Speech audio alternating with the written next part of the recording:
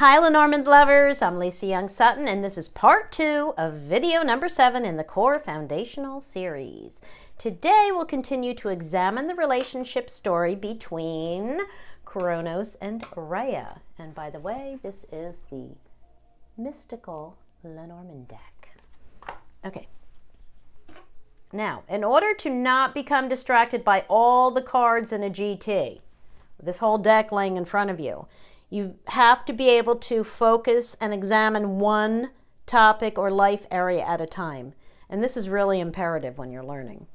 So we're only looking at the relationship today. Now, when examining the relationship between cards 28 and 29, we look at the cards touching the partner card, we look at the cards touching the seeker, and we look at the cards that they share, right? So, in addition to this, in the beautiful method of distance, we have the love cluster to look at. The love cluster consists of the heart, the anchor, and the ring. Now, this system, by the way, it gives us so many ways to cross-reference our hypotheses and confirm or reject our speculations. So that's part of the beauty of it. All right, so know that clusters, when we're speaking of themed clusters, they are stronger when they form constellations. Another way of saying that is when themed cards are grouped together, they're stronger. So that's important. Now, in the last video, we looked at the cards surrounding Rhea, right? And Kronos, and the shared cards. And we began to see that there's some trouble in paradise, or will be, okay? This is an 8-month spread, by the way. This is the next 8 months for Kronos, the seeker here. Okay, so let's expand the story now by adding the love cluster. So Kronos has mostly positive cards touching him, right? He's got all positive cards except for Mr. Snake here. And the snake is touching him and it's facing the house, right? So what can we say about that? Well, the fact that the snake is touching him and facing that, the fact that it's touching him brings importance, right? But also the fact that it's pointing at the house says that there's treacheries coming from within his personal life, right? But what tempers this is that he's got all these other positive cards, and so does the snake. The snake has all positive cards touching it except for one negative card, the scythe. All right, so there's that balancing act going on. Now, the snake, what is the snake the card of? We call it the rival card. It can be the card of a rival or a competitor. It can show betrayal or deceit. But because we're tempering it a bit with all these positive cards, it may just represent complications or a convoluted or twisted path, right? A detour. No matter what, it's going to bring some difficulties. Okay, so, and it is too close for comfort, like I said. So we can say with certainty that there will be difficulties, but can we say with any certainty that this has anything to do with the personal relationship, which is what we're focusing on today? No, because it's very far from her and it's not one of their shared cards. And yes, it's touching 2 of the love cluster cards, but these 2 cards also relate to other life areas, right? This may be your work card, or no matter what, this is just any bonds, unions, contracts, right? This is his goals. Right? So these cards relate to other things. So we can't say that yet. So the investigation continues, right? All right. So what we already know about Rhea is that she's in the bottom row, so everything is influencing her. She doesn't have any control, and she's got 4 troubling cards around her. All right? So she has more bad cards than good. Now, let's look at her again. So she's got the bouquet above her head, but it's got the cross stabbing it. The cross is impacting it. And we could say from this that maybe a pleasant invitation will test her resolve. And it has something sneaky attached to it that's going to bring conflict and irritation. This is the whip, right? So we know she's going to be struggling with something. Now this cross above the bouquet can also show that she's going to make things appear pleasant, right? Out of a sense of duty. She may flower things up a bit out of a sense of duty to him. We could say that. So the whip touching her and the birds touching her, these are two of my communication cards, right? So this tells me that something irritating will be discussed with her, right? And the fox above the birds says that there's going to be like sneaky gossip, right? Sneaky gossip will be that's going to be disguised as something pleasant, right? Just reading this whole section here. Now, why do I say it's coming to her and not from her? Because these cards are above her and ahead of her, right? Impacting her, and she's moving into them. They are not coming from her. From her would be below or behind, okay? So, now, all of you are probably saying, is she cheating? Is she cheating? Right? Because that's always like the first thing people think of. Well, if we stop to consider where this sneaky gossip is coming from, we got the friend card right here between them, right? And we could say that this sneaky gossip is coming from someone that she has been with romantically or will be, because she knights to the lily and the moon. She's got the rider face and the heart above that. She's got both sex cards, the whip and the lily, in her comfort zone. But I'm tentative about mentioning such things too soon to a client, right? For good reason. Because once you mention something shocking to your client, they're going to have a hard time hearing anything else after that. And they'll bounce everything else you say off of that one assumption that had such a great impact on them. I mean, it's really the same thing when you read for yourself. For new readers, think about new readers. You guys, when you're laying your daily draws, right? And you get one negative card, and the other cards are positive, but you get that one negative card and you can't get past it. You can't balance it. You can't think of anything else, right? So like as soon as you start to jump to conclusions, shocking conclusions, it's hard to think about anything else. So let's back out of that for now, right? Now, but let's get back to Kronos. The dog is touching him and behind him, right? It's one of their shared cards. So it's touching him. He also has the moon above the fox, right? So he needs to recognize who he can trust. Who he can trust. He needs to recognize who he can trust, and he has to recognize where his loyalty should lie. He should also see what's being disguised in a new light.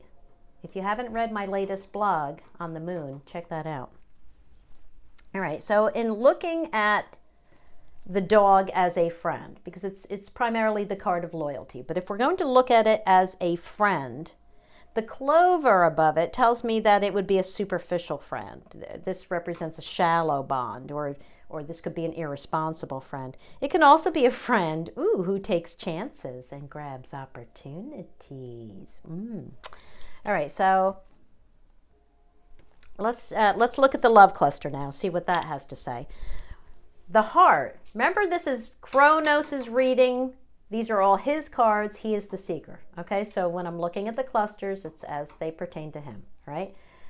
The heart is out of his reach, as well as being shaded by the tree, or we could say the roots of the tree are draining it of its energy, okay? This indicates cooled passion and unfulfillment for the seeker during the next 8 months, as well as a lack of progress. Remember, the tree slows things, right? So we could say that's also a lack of progress. Now, the other two relationship cards, however, are well positioned, right? The ring and the anchor.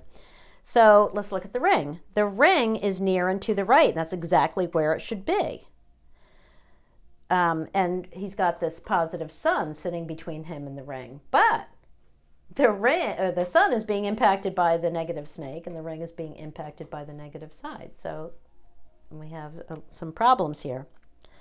So just based on the position of the ring, we know from the love cluster that the ring needs to be to the right, which shows a continued bond. So just based on its position, we can say that the bond's going to continue throughout the 8 months. But Kronos is being warned of complications, for sure. And also the possibility of deceit or betrayal, right? And we know with the snake pointing to the house that it's within his personal life, okay? So the sun ahead of him, remember this is his line of sight. We'll look at that more closely later in a subsequent video. But we can say with the sun ahead of him that he's going to put energy and determination into his bonds, right? His unions and his bonds. Right now we're just talking about the romantic relationship between these two. So he's going to put energy and determination into it, right? Into trying to reach success, okay? We could also say, well, we know that there's going to be complications. Well, he's being warned of difficulties, right, in reaching success, okay? And the side above this, we know that there's danger is coming to this union, okay? We could also say that a possible competitor may convolute what's brought to his awareness. Oh, see, we're back to that, seeing that as a rival. Yeah. Okay, now what we can follow the column of the ring up to get more information, right? So we could say that troubling and confusing communication, that's the letter, will bring danger to the bond. But I'm not going to say that the bond is severed at this time, because the scythe isn't facing the ring. It's influencing it from above. Now notice that the scythe is facing nothing, okay? And this is important information too, because this whole final column, the final column in a GT is where the spread ends. So this is an indication of what's forming or what has formed but will continue beyond the time frame that we're currently looking at. All right, so enough of the ring. Let's look at the anchor. The anchor is the card that represents our goal to reach safety and security, and the determination and steadfastness to get there. It represents all of that. Now, troubling cards, when we have, and we do here, right? When we have troubling cards touching the anchor, this indicates problems in reaching our goal or a problem with the goal itself. Sometimes we set our sights on the wrong thing, or it's the wrong time or the wrong place, etc., right? Now we do have the tower above the anchor. That's the longevity card, right? But the tower is also the card of authority and all things official. So let's say, as we read the cards around the anchor, let's say that there will be communication coming from Kronos's social circle, that's the garden. The tower and the snake can indicate an ambitious rival who's trying to get over on Kronos, right? He's trying to climb over him or get above him, right? It can also indicate some sort of power struggle. Now, the dark side of the clouds is, we would prefer to see it out here, right? So it's facing this whole area here. It's also pointing toward the seeker. So we know that the news is going to be troubling. Now, the mice and the scythe the mice brings a slow erosion, which is leading to the danger of the scythe, right?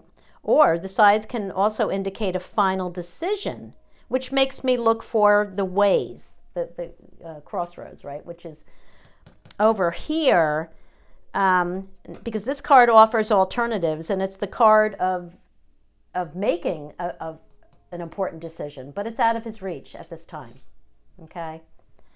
So we know that this information up here is being brought into danger, but I wouldn't suggest to him to make any final decisions yet. All right. We also, oh, the mice too. We can also say that because the mice is out of reach, whatever is lost will probably be lost for good, okay, at this time. Another reason not to make any final decisions. But these two cards, favorably placed, say that he's not going to end anything at this time, right? So let's sum up what we have. We know that there are going to be problems between the couple that will leave Kronos feeling cold and unfulfilled, though he's not going to give up yet, okay? He's going to have to deal with treachery in his personal life and may have a human rival. Not only does this card possibly indicate a human rival, but it's got the scythe behind it, which the playing card inset is the Jack of Diamonds. You know, I think I mentioned in the last video that the reason I don't use this cute deck is because it doesn't have any playing card insets, and I use them. Anyway, but I know them, so I know this is the Jack of Diamonds, who's an opportunist, right? But we also have the garden touching the snake, and that's a people card, right? So these can indicate that this actually is a person, though the enemy card is far. So, you know, I consider all of this. All right, so we can say that, again, even though his passion will be cooled, he's going to remain steadfast and committed during the next 8 months. There will be temporary upsets and distrust between him and Rhea. But now let's look at what he's standing on. He's standing on the bear, right? And the key. He's got nothing here, but he's standing on the bear and the key. Okay, so what we can say is that he needs to distance himself from those who want what he has. And this is important. The key makes it important. The traditional meaning of the bear is to protect what you have and distance yourself from those who want it. Now think about that, because this is the card of the haves. The fox is the card of the have-nots that are sneaking around trying to get what the bear has. And here they're both between them. Okay, so we can also say that he's going to begin to recognize who he can trust and where his loyalty should lie, as long as he recognizes where he should be cautious and distrusts the gossip. All right, so stay tuned for the next video where we will continue with this story and examine the theme of work. Okay, thanks for watching. Bye-bye.